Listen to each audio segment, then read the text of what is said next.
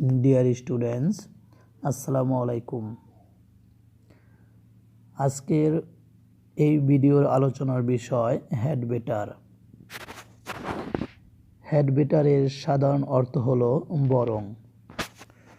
কোনো কিছু করা ভালো এমন ধারণা প্রকাশ করতে হ্যাড বেটারের ব্যবহার করতে হয়। হ্যাড বেটার দেখতে পাস্ট বাট মিনিং ক্যারি করে নিয়ার ফিউচারের।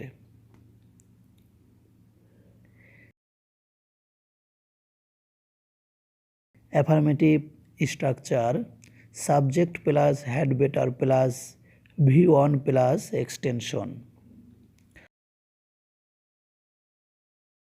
আমরা বরং ইংরেজিতে কথা বলি। We had better speak in English. তুমি বরং সেখানে যাও। ইউ হ্যাড বেটার গো দেয়ার।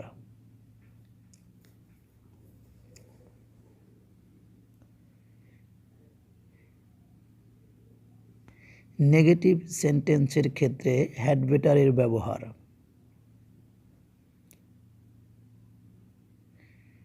কোনো কিছু বরং না করা ভালো এমন বোঝাতে হ্যাড বেটার এর পরে নট ব্যবহার করতে হয়। Negative structure subject plus had better plus not plus V1 plus extension.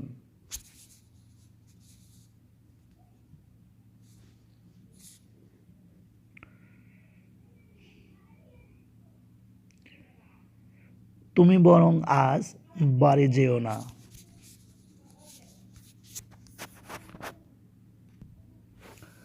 তুমি বরং আজ বাড়ি যেও না। You had better not go home today.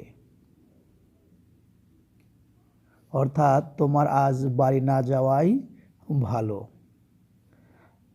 আমার এক কাপ কফি না খেলে বরং ভালো হতো।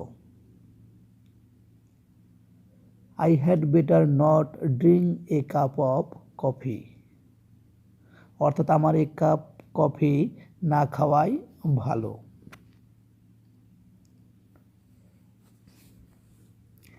নেগেটিভ কোয়েশ্চন এর ক্ষেত্রে হ্যাড বেটারের ব্যবহার। কোনো কিছু বরং করলে কি ভালো হতো না এমন বোঝাতে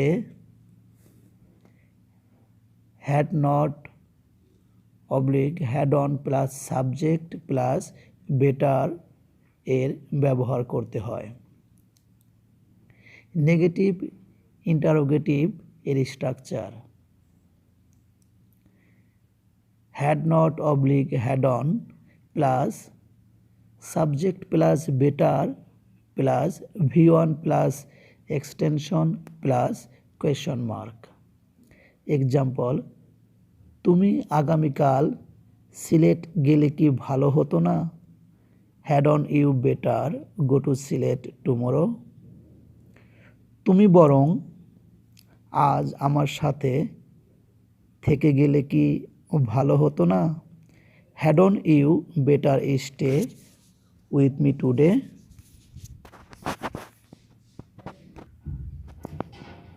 ডিয়ার স্টুডেন্টস, আশা করি তোমরা হ্যাড বেটারের 3টি ব্যবহারই বুঝতে পেরেছ। ভিডিওটি ভালো লাগলে অবশ্যই লাইক করবে, কমেন্টের মাধ্যমে তোমাদের মতামত জানাবে এবং আমার সকল নতুন নতুন ভিডিও সবার আগে পেতে অবশ্যই আমার চ্যানেলটি সাবস্ক্রাইব করবে। আল্লাহ হাফেজ।